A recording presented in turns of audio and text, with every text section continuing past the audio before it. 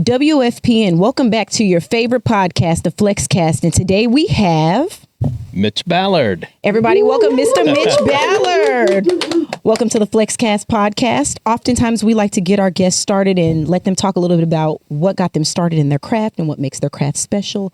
Highlight a little bit for us. How'd you get started? Well, I joined my first band 41 years ago when I was 15 years old.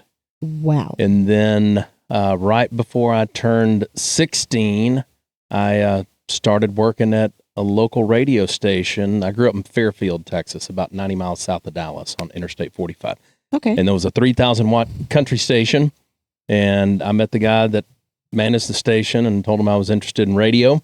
Mm-hmm. And then I started in radio and kept playing in bands, started writing songs, and played in bands all through college, graduated from University of North Texas, and went, I want to make music business my full-time career. I want to make this a career. Okay. So in September of 1992, I packed everything up, moved to Nashville, Tennessee. Ooh, 92, a good year. It's the year I was born. Yeah, I love it. And, the crazy thing, Bree, is I did not know one person in Nashville. Really? And you moved there by yourself? I moved there by myself. My dad helped me unload the U-Haul, and then I took him to the airport, and he flew back to Texas. Oh, my gosh. Talk more about that. You say, what a pivotal time in your life. But it's, I just I wasn't scared to do it. Okay. I never thought, and I tell young people this when I'm talking to them and mentoring them, if you don't think you can do it, you can't. That's true. There's somebody in high school right now that's going, I'm going to be president of the United States one day. And they will be. And there's some kid that's 12 years old playing Little League football that says, I'm going to be the next Patrick Mahomes. And they will be. Yeah. So if you don't think you can do those things, if you think, oh, there's no way I could move to Nashville or LA or New York and get in the music business, or there's no way I could make it in the NFL or the PGA, NBA, whatever.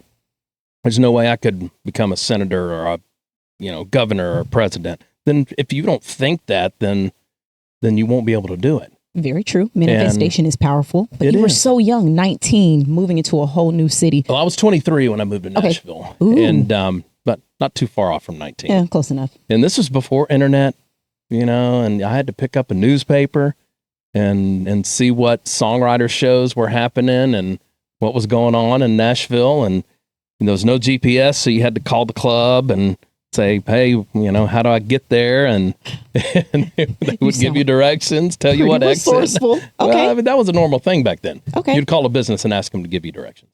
And, especially in a big city, because trying to look up an address, imagine trying to find an address in the map of Houston or Dallas or someplace, or even in Austin. So I can't even imagine a world without GPS. And I lived in a world without GPS. I've just become so dependent. I just started going out. I joked with people that I was out 8 nights a week. Okay. And I just went out every single night and met, this is a business based on your network and who you know. This is who you know business first. And so I went out and met as many people as I could. Wow. And you're a trifecta. You write, you play instruments. I do. And you perform your own tunes. I do sometimes. Okay. But, being an artist never was a career aspiration. Okay. But I do get up and once a year I play a benefit at Saxon Pub, and I had a band in Nashville for a while. I had a Western swing band, which is basically cowboy jazz, and it was started in the 1930s when farm and ranch kids were listening to big band on the radio, and they had acoustic guitars and fiddles and banjos and such, and they decided they were going to start playing big band type stuff, and it sounded country. And so I had that band for about 20 years, and I had Brad Paisley come out and play with me. I had some really, really successful musicians like Paul Franklin, who's played steel guitar on almost every hit record you've heard in the past 30 years. I had Buddy Spiker come out and play fiddle. He played fiddle on Amarillo by Morning, George Strait's, big hit. And, that's an iconic, fiddle You were dropping some right big there. names. Yeah, I had Ed Green on drums. Ed played drums on Barry White, Can't Get Enough of Your Love. Smokey Robinson's Cruisin', played on Glenn Campbell's Rhinestone Cowboy, Donna Summer Last Dance. I mean, that's some amazing musicians that came out and played with me. Absolutely. Oh my gosh. It was a lot of fun. My brain is stuck on someone going to Nashville. You've done all this marketing for yourself. You've done all of this networking for yourself, and you've built this such a lucrative career. Manifestation. I love that. That is so cool. Okay. And I think some of it's just being stubborn enough not to get out of the music business. And not giving up. It can be incredibly frustrating, and sometimes it feels like one step forward, two steps back. Absolutely. And you have to, there is no plan B. If there's plan B, you're going to do plan B. That's true. It's an interesting thing. When I moved, I was in Nashville 27 years. And when I moved back to Texas, I went through all my stuff. Yeah. And I just either stuff and those things, that I acquired in Nashville that I just didn't want to bring back to Texas. Yeah. So I either threw away, gave away, donated, sold. And I found my old address book from 1992 and best year. And I started, the year of Brie. And I started flipping through it, and I would draw a big X. You had to write people's names and address and phone number in there, and I'd write a big X over the people that moved back home. Okay. And there were more X's in that book than there wasn't. Wow. And I saw so many people come to town. Some of them would leave after 3 months. Some of them would leave after 3 years. But, this is, if you want to do this, you have to be, very, you have to be stubborn almost. And it's Absolutely. like, hey, I'm not going to quit this. Well, I'm going to keep fighting until something happens. Absolutely. And I mean, even hearing your fighter speech, commitment, you hear discipline, you hear ongoing motivation and resistance. That's not something a lot of people have these days. Tell me a little bit about what moment did you have your aha moment? What moment was like, I am really good at this. I should not quit. I don't know about aha moment, but I do think one of the coolest things, like that first thing that I went, man, this is it, was the first time I walked out onto the Grand Ole Opry stage to play. Oh, no, talk more about that. I was working with an artist, had a bunch of hits in the 70s and late 60s, BJ Thomas. Had Raindrops Keep Falling on My Head, Hooked on a Feeling, and, wow, and a bunch of songs like that. And, I loved his music as a kid, and I actually had his music. I had Raindrops Keep Falling on My Head on 45. And, I'm 56 now, and before I could read, my mom would buy me the 45s that I liked, the songs on the radio, and she'd draw a star on the A side because I couldn't read yet. Wow. And so I knew which side to play your music on. Yeah, and I had Raindrops with that star on it. Oh my gosh, what a moment! And, Say, ooh. And I got to walk out with BJ and play on the Grand Ole. I played on the Grand Ole Opry with him a dozen times. What did that feel like? 4 times we're on TV. It was absolutely incredible. Oh my gosh. Yeah, it's like, man, I'm a kid that grew up a mile down a dirt road, and dreamed of being in the music business. And here I am walking across the stage, walking on stage, the Grand Ole Opry. And, those times I'd sit in my room at night, learning how to play guitar until my fingers hurt and getting frustrated, because it's frustrating learning how to play any instrument. Oh, yes. But you just keep going. Absolutely. And resistance. And yeah, that's it. And so I think I always look back at, hey, here's this kid at 23 that moved to Nashville, and then here he is, on the Grand Ole Opry stage at probably 31 years old or 30 years old, somewhere around there. Probably 31 years old was the first time I played there. Wow. And would you say, and that's such an impactful moment, would you say that was one of your greatest accomplishments, or are there others for you to highlight? Ooh, that's up there in the top 5. Okay. Share what 4, 3, 2, 1. What are others? Yeah. Oh, I'd have to stop and think about it. Well, I'll tell you a cool thing. Tell me a cool thing. Is, when I was working with BJ, my parents were still working. So for them to fly to Nashville to go to the Grand Ole Opry on a Saturday night and then fly back home just didn't work out. But they got to watch me on TV. Okay.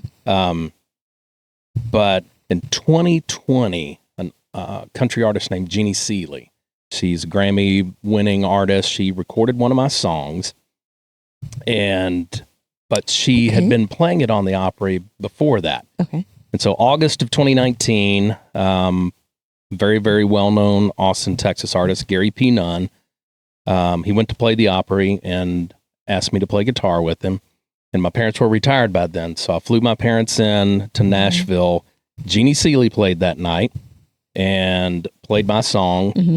And she would always, this was the most wonderful thing, she'd play it on the Opry and also play it on Sirius XM. She had a show on Sundays called Sundays with Seeley. I like that. And she would always go, this is a song written by my dear friends, Mitch Ballard and Penn Pennington. And so my parents, she said that from the Opry stage.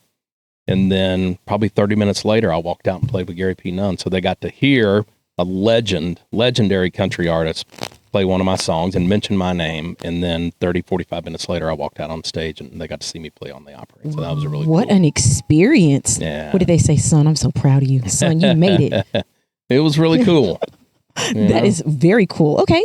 Yeah. Any other moments you want to highlight? You've dropped 2 big bombs. So I think probably the things that mean the most to me have been meeting artists that I listened to on the radio and loved.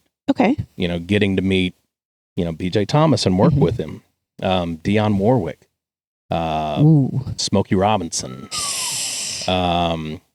people like George Strait, just legendary people that you grow up listening to on the radio. And some of these people I became friends with and still keep in touch with, which is really cool. And I was going to say, oh my gosh. Wow. I mean, obviously impactful relationships, but I'm wondering which one of them was the most normal. The most normal? Yes. The most not what everyone's expecting when you meet them. Gosh, I'd have to stop and think about that, Brie. I'm not sure. You met too many cool people. That's what happens. Yeah. I don't know. I'd have to think about that one. And say, keep that in mind. Well, you've had a lot of great experiences. You've done a lot of great work. I'm wondering as well, what else can the people expect you? Are you working on any cool things right now? Or are there any upcoming shows? Well, what I do here in Austin as the executive director for the BMI office here, and we cover Texas, but we are here in Austin. I'm day-to-day, artist relations. And so it's everything from, today I had lunch with Moscato J, who's a emerging hip hop artist. There you go. And so I had lunch with him just to catch up. Okay. And I had some people from Dripping Springs whose daughters are like 16 and 13 years old reach out, and they sing, and so they're just getting started. And then Wednesday morning, I have breakfast with somebody that's very, very well known that just wants to catch up on a few things. So it's everything from brand new artists to emerging artists to artists that have an incredible career that are names, everyone knows. And, here, in Austin, we have Gary Clark Jr., we have the Black Pumas.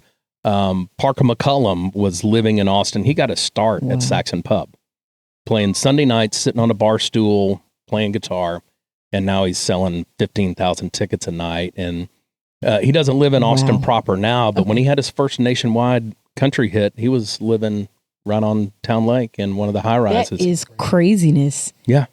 And I mean, I've lived in Austin my whole life. I am a true Austinite, but it's interesting when I meet people that come in because they don't understand how impactful Austin is for music wise, or all the different little gems we have here. It's like, oh, it's just Austin. You just have ACL, South by Southwest. You just have some of these minor artists. I don't think they understand the flow of people that flow in and out of the city.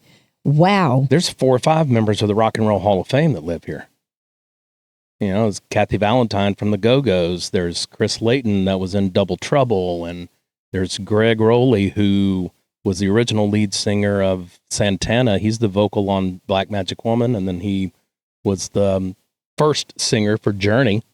So I think he's in the Rock and Roll Hall of Fame twice, one for Santana and one for Journey. So lives here in Austin. Austin's past amazing. One more. I'll have to think about it. I think one of the other guys, and I think Tommy from Double Trouble lives here still. So, he's in the Rock and Roll Hall of Fame as well. Wow. And then there's people too, like Jack Hughes, the lead singer of Wang Chung. he lives here. And, he's, Paul Oakenfold, who's like the OG original DJ, worked with Madonna, U2, and people like that. And he's got a place out in Bastrop. So, Austin's a cool town and people want to be here. Right? I'm saying, don't say that too loud because Austin we don't is closed. Any more people moving here. Yeah, we closed today. I love that. Say, well, other than the day-to-day things you get to do with the artist, any other interesting things you're working on currently? We're going to start talking soon about our South by Southwest showcases. We've been a sponsor of South by since 1987. Wow. And people don't even know South by goes that far back. Yep. Okay. Yep. And so we've been a sponsor since day one. And so we're going to start, we just came off of ACL Fest. This was our 22nd year with the stage at ACL Fest. We had Lollapalooza back in August, and I booked Black Odyssey. Oh. And last year we booked Treaty Oak Revival, who's from West Texas. Yes. The year before that, Harry Adokwa. And we had Black Odyssey at Lala. We had at ACL Fest, we had S.L. Hauser from here in Austin. We had South Hall from, kind of West Texas and Oklahoma both. And we also had, I'm pulling a blank, but we had four Texas artists play our ACL Fest. We have Judy Blank that played, and she just moved to Austin. But she's from Holland and moved to Nashville, and now she's here. So welcome to town, Judy. Welcome, she did Judy. an amazing job, and so that's there's constantly something going. This Thursday at Still Austin Whiskey Company over in St. Elmo, we have our quarterly BMI Sounds It Still, which is a showcase that's really full band, pop rock, indie, R&B, and that's coming up on Thursday. I think it's from 6 to 8 or 6 to 9. And, but you can go follow us, BMI, on social media. You can also email us to austin@bmi.com, and we can put your name, add your email address to our weekly newsletter that goes out. Absolutely. And that newsletter covers it, lets you know what's going on, what shows are being. Yep. BMI showcases, new releases from BMI artists in Texas, local shows, regional shows. That comes out every Monday. And then the first Monday of each month, we have our acoustic lounge at Saxon Pub. We've been doing that since August of 2019, and we have booked about 300 artists. Wow. And through that, a good number of them have gotten their own gigs at Saxon Pub. And it's a songwriter's round. It's a song swap. Yes, so you either get up there with an acoustic guitar or a keyboard, and you're on stage with two other people that have acoustics or keyboards. So it's a songwriter's round. And then once a year we do our BMI Vibes, which is strictly rap and hip hop. Last time we did it with the great folks over at Dawa. And did it at Dawa Studios. Love them. So we'll plan another one of those probably after the first of the year. So y'all aren't a January through December thing. Shows are flowing. Showcases are constantly going. There's lots of opportunities for an artist that wants to come and get started or become better known. Yeah, exactly. And the great thing about it, Brie, too, is when we have our acoustic lounge or BMI Vibes or Sounds It Still, BMI social media, we post the artist picture and we tag them. So it's a way to shine more light onto artists, hopefully get more followers. We started a BMI Texas Spotify playlist. It's called the BMI Texas 10. It is the first Tuesday of each month, and it features new releases, all genres, 10 songs. It's not a chart. It's not ranked. It's just 10 songs that we put together. And, BMI covers every genre, and especially in Texas with us being a border state, there's the big Latin market as well. So we love Latin music. We work closely with BMI's Latin department, and usually on Fridays, 2 or 3 Fridays a month, I'm in San Antonio. And I live halfway between here in San Antonio. So it's, it's easy to make that trek. But, it's we do 19 showcases just out of our office in Austin. And that's not counting ACL, South by, Lollapalooza, and other showcases that we're involved with. So, we are very actively finding ways to help artists. Absolutely. And, give them a platform to play these showcases or play these bigger stages. Or, the BMI Texas 10 Spotify playlist, I think, is the second most popular BMI Spotify playlist. And so it's impactful and it's meaningful. BMI this year has also rolled out a program called Spark. Okay. And you can go to BMI.com and there's a section on Spark. It's discounts on various platforms and things for BMI affiliates. Mm-hmm. So if you want to use Disco to manage your song catalog and pitch your songs and those type of things, you can get a discount. This BMI Spark through that. And people like a program. Discount. Yeah, exactly. Wow. And I hear the social media, I hear the website. Remind the people, where can they find you if they want to find you on social media and if they want to stop at your website where everyone should be trafficking and navigating themselves to? That's it. It's BMI.com. And it's at BMI, and I think on Instagram, and I think on Facebook, it's Broadcast Music Incorporated. Okay. So that's what the acronyms stand for. And then, we have an open door policy. Okay. If you're an artist listening right now and you would like to come meet with us, email us at austin@bmi.com. And it is by appointment, because if you just show up at the office, we may be in another meeting. Absolutely. And not have time. So, as they heard, you are actively out working. That's it. Yeah. But come see us. And I love that. We're on South Congress, right above Perla's Restaurant. We're in a, cool place. We overlook their patio and those big trees. So it's kind of like we work in a tree house. I love that. Awesome. Yeah. Well, thank you so much for coming. Thank you for sharing. Thank you for what you do for the community. I don't think there's enough of that going around. Everybody give it up. Thank you for educating us about BMI and all the greatness. Well, thank you so much. I loved being here and appreciate your time and interest. Always. And we're out.